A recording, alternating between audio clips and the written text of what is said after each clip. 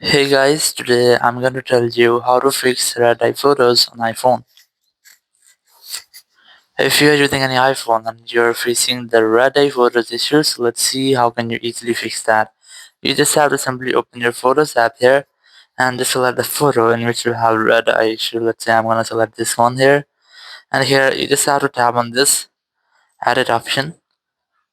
Now here you will get the three dots in the top right. Just tap on three dots and you will get the red dye option here. You must have to select red dye here.